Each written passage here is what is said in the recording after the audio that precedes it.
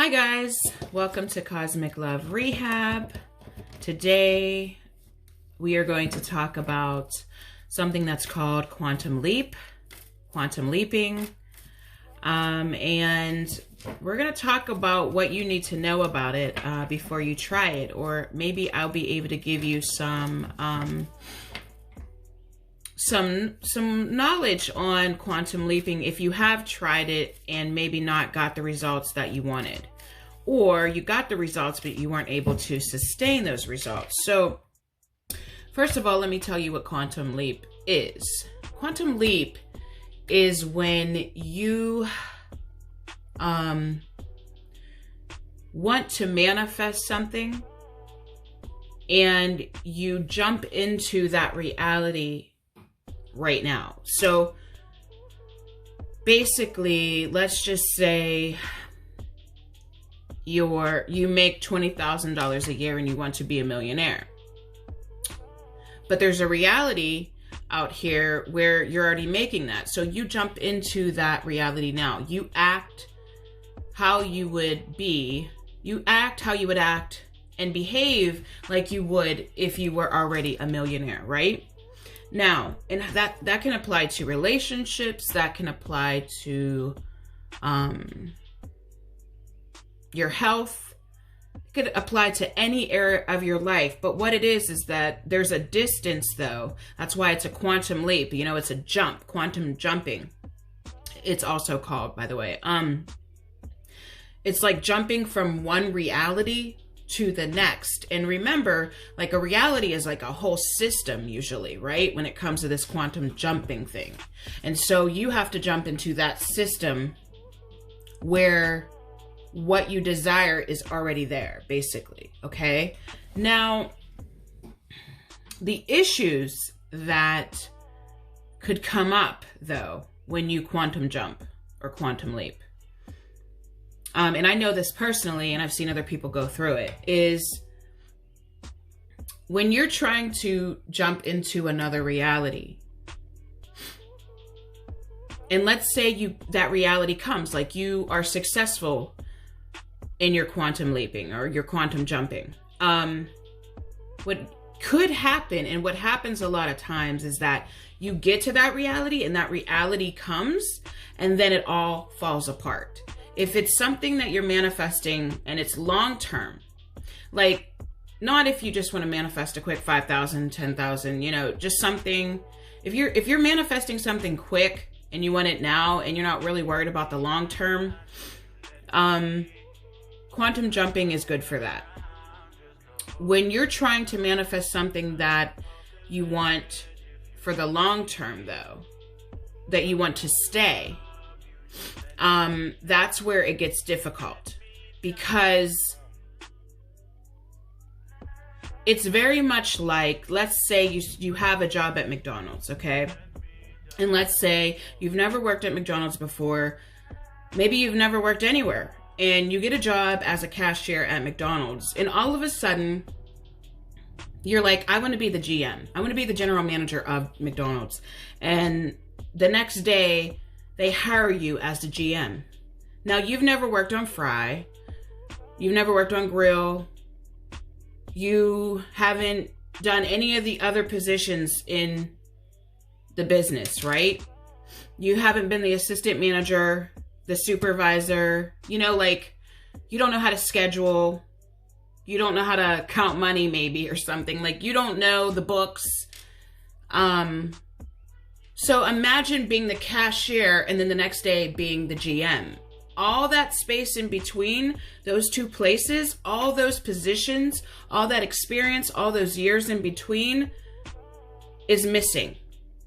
So at that point, because there was no foundation and no structure to hold that position, chances are that you're not going to be able to handle it. You're not going to be able to sustain that energy because you did not build a system in place to hold it, right? So what ends up happening because of that, because you went from being poor to a millionaire, if that's what you're trying to manifest and you're trying to manifest it quickly. Let's say, and I could think of many millionaires, people that have won the lottery. You know how you see that show, that lottery show where people have won the lottery and then lost it all. The reason being is because it was a quantum jump. Because there's a major space between being broke and being a millionaire. And there's a lot of learning that you have to do in order to sustain millionaire status. So what ends up happening with these people is when you gain $1 million and you didn't have any money, is that once that $1 million is gone, your confidence is shot down. And being able to come up from that can be extremely difficult. And that's what I really want you to understand today. It's not to stop you from doing the quantum jump, because I still very much believe in it. It's just to help you understand the whole phrase, be careful what you ask for. It is important because sometimes the crash from not being able to sustain the quantum jump is way more difficult than the reward itself. Sometimes experiencing that crash and the time that it takes to build yourself back up to be able to do something again, for some people, it's a lifelong crash. For some people, it causes such a depression that they can't get back up from it. So you have to really be careful when you are asking for something from the universe and you want it right now and you don't have the patience to build a system that would hold that vibration that you're asking for.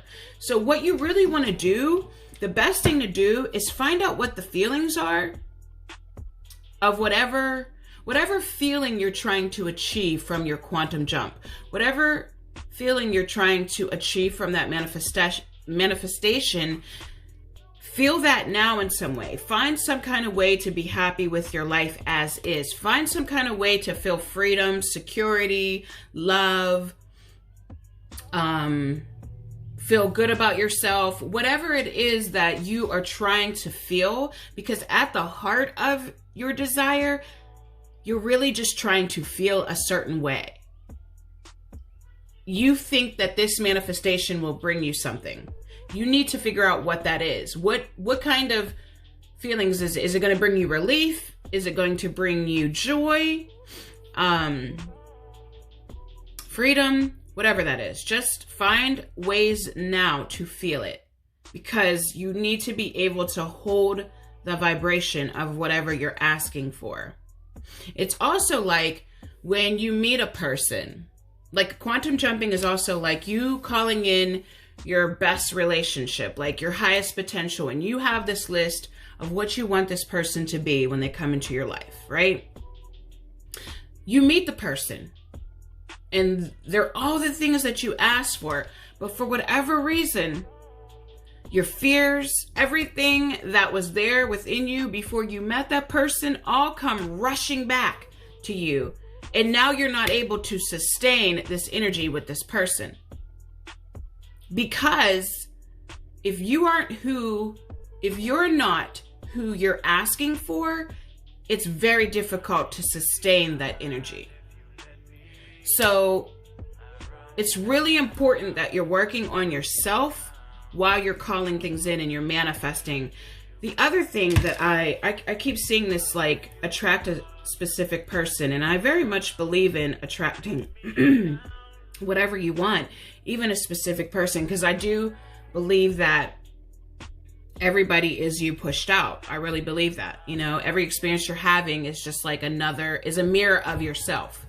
So with that being said, though, you have to be careful with attracting a specific person that you already have a history with, or you already have a belief system surrounded around, because you can absolutely attract that person. I've seen it done. I've helped people do it.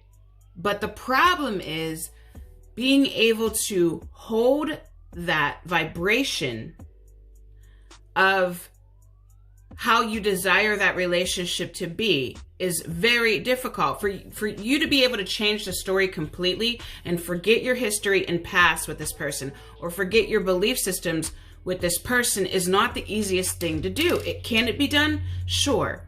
But it takes a hell of a lot of work on a daily basis to be able to do that. And should you do that if you can just bring in a different if you could just bring in somebody that's already ready while you're working on yourself? Because that's really important. You need to be working on you so that you can hold the vibration of what you're asking for. Because if you're not there, then it's very easy for things to fall apart. So that is what I wanted to share with you today, and I will talk to you soon.